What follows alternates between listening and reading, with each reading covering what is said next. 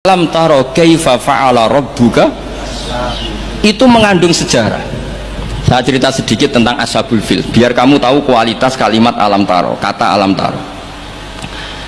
Abraha itu ahli ekonomi. Ketika ada kafilah besar-besaran datang ke haji, ditanya itu mau kemana, mereka haji ke Ka'bah. Dia pikirannya berarti Ka'bah itu aset ekonomi karena bisa mendatangkan wisatawan. Mulane kena anggap Ka'bah iku aset ya rontok-rontok. Kengono nggih. Akhire dekne gawe saingan Ka'bah.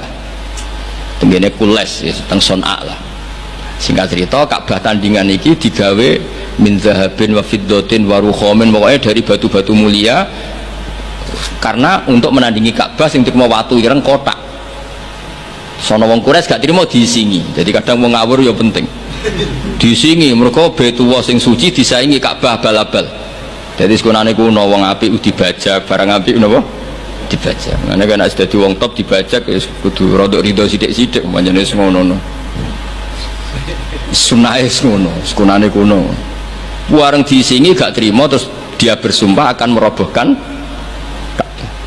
Niki terakhir mun sama rasa khawatir. Niki kan pun jam 10. Niki tesih wonten waktu 10 menit. Setelah itu terus minta fil terbesar dikirimi sama Raja Najasyi, dikirimi gajah, walhasil masuk. Ketika mau masuk di Muhassir, ada yang baca Muhassar, itu Abra ini fil ini gak mau masuk. Ketika diarahkan ke Ka'bah itu barokah itu jerum, kalau dialihkan dari Ka'bah dia lari. Singkat cerita dia mengumumkan bahwa dia datang tidak untuk perang tapi untuk apa? Merobohkan apa? Ka'bah. Tapi mulai dulu di mana-mana invasi itu pasti harus dapat uang, dapat jarahan.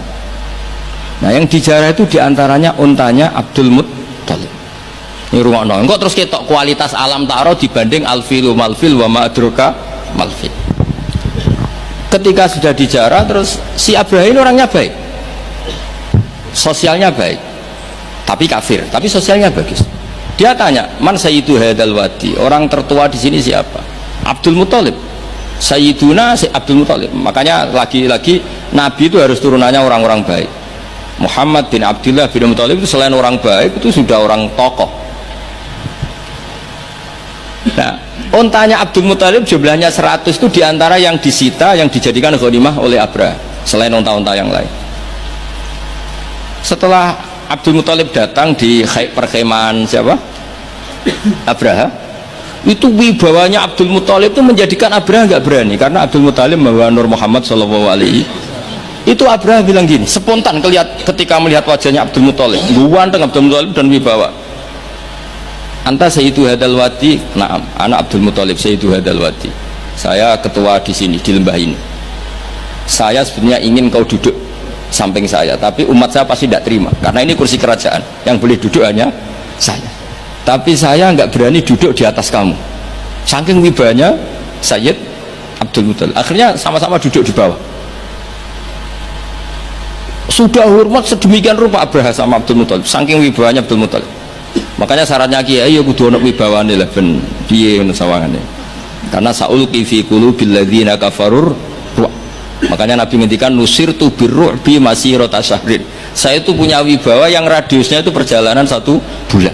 Ya tidak boleh kiai kok tidak wibawa. Orang wibawa ya jaim lah, jaga image lah setidaknya supaya kelihatan wibawa.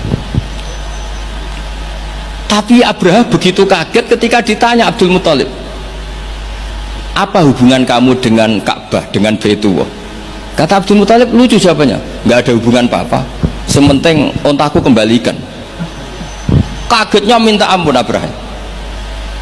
Loh, kamu itu Sayyidu Hadal Wadi, semua orang tuh khawatir Ka'bah saya robohkan karena itu adalah dinuhum, itu agama mereka. Kamu yang ketuanya malah tidak peduli, tapi hanya peduli dengan onta. Mulai kecewa, saya kecewa hormat kamu.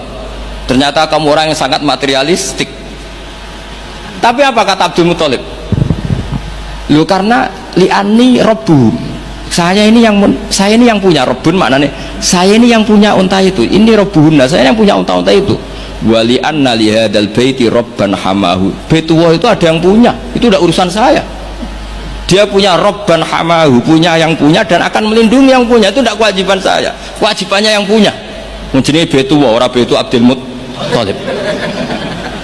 Akhirnya Abraha iki ngawur tapi kok pinter kira-kira gitu.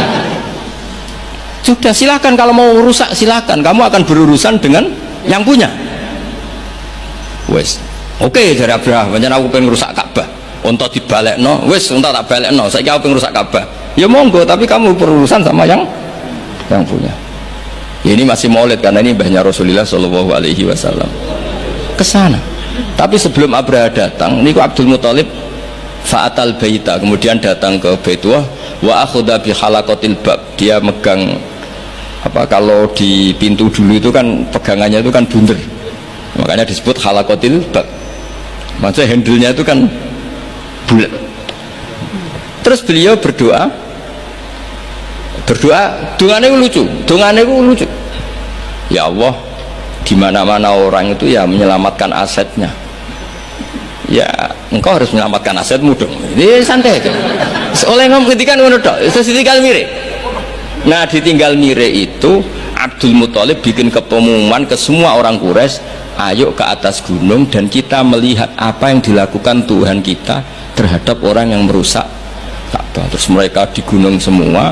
Ketika Abraham mau naik, mau merusak, terus ada burung ababil. Makanya judulnya Alam Taro. Kayak apa kualitas Quran itu? Cerita sejarah dengan sederhana, tapi kualitas maknanya luar biasa. Alam Taro. Kenapa kok ada Alam Taro? Apakah kamu tidak melihat? Karena semua suku Quraisy itu naik gunung dan melihat apa yang maka dimulai dengan Alam Taro. Dan mereka melihat kaifa fa'ala rabbuka bi ashabil fil. Disaingi alfilu malfil wa ma adroka malfil lahu khurtumun tawil wa dhibhu qasir.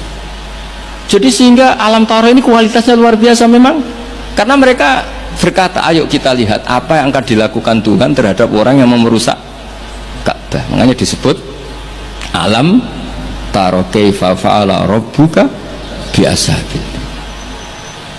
Jadi kualitas Quran itu luar biasa.